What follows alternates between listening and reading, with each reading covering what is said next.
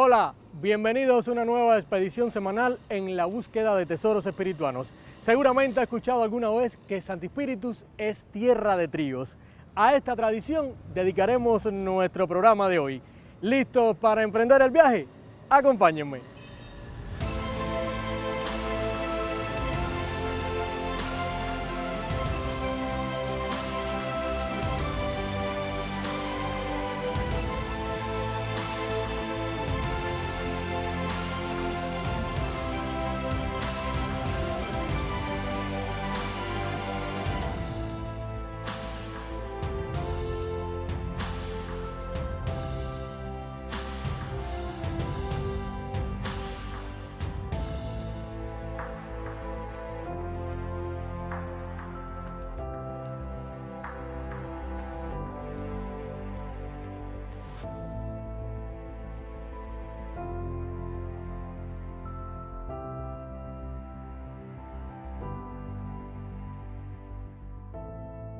Refieren investigadores que el primer trío creado en la localidad lo funda en 1910 el trovador Miguel Compagnoni, quien acompañaba con su guitarra la voz prima de Luis Farías y la segunda de Sigismundo Acosta.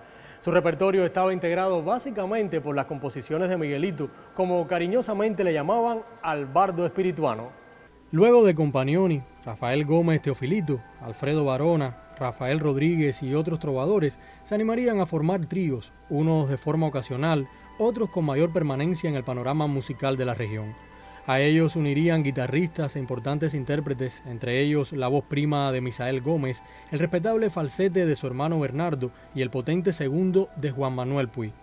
Durante las tres primeras décadas del siglo XX, estas agrupaciones se caracterizaron por un formato compuesto por una o dos guitarras acompañadas por un instrumento de percusión menor, dígase maracas o claves, y un trabajo vocal de primos y segundos. Interpretaban fundamentalmente boleros y canciones, aunque incluían sones y guarachas de acuerdo al sitio de presentación. Eran tiempos difíciles los de la República. La música se convirtió en un modo de sustento extra. Por esta razón a los tríos se les podía encontrar en bares y centros nocturnos de la época, en festividades de campo, en peñas que tenían lugar en domicilios particulares, en la incipiente radio local y en los festejos del Santiago Espirituano, devenido espacio de confluencia de todos los géneros y estilos musicales. Se hizo habitual la llamada canción por encargo, cuyo destino final era la serenata. En las décadas del 30, del 40 y 50 se difunden en todo el país ritmos latinoamericanos, sobre todo mexicanos y argentinos, a través de la radio, el cine y las vitrolas, también conocidas como traganíqueles. Esta influencia musical produjo cambios en los instrumentos y el repertorio tradicional.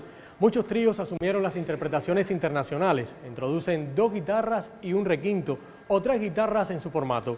Es este el momento en que comienza a convivir los tríos tradicionales con los llamados por muchos los tríos armónicos.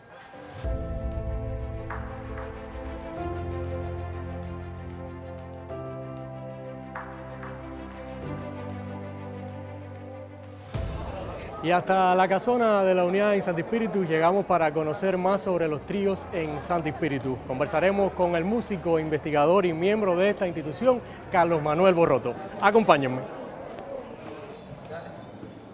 La tradición de tríos en Santi Spíritus es muy importante. Es uno de los formatos que tributan a la cultura nacional e internacional.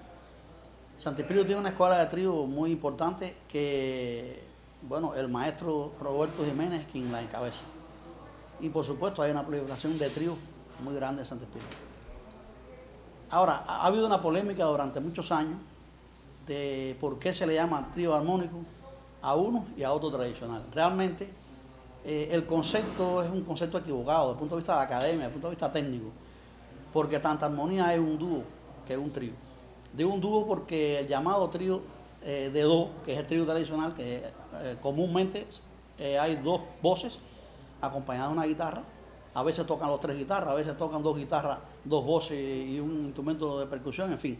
Pero regularmente los tríos tradicionales son conformados por dos cantantes, primo y segundo, y el otro integrante sería guitarrista o percusionista. En el caso de los tríos armónicos, los tres hacen voces. Quizás ahí es donde venga la equivocación desde el punto de vista técnico. ¿Qué pasa?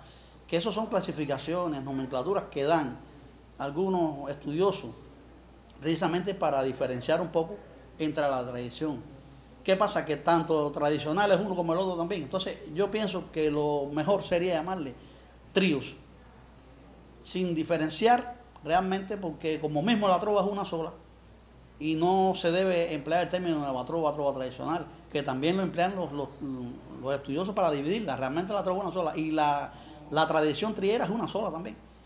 Desde 1910 que se formó el primer trío espirituano hasta los días actuales. Creo que es muy importante que las nuevas generaciones beban de esta savia, porque es una tradición que no solo abarca la música tradicional, sino la música contemporánea e internacional.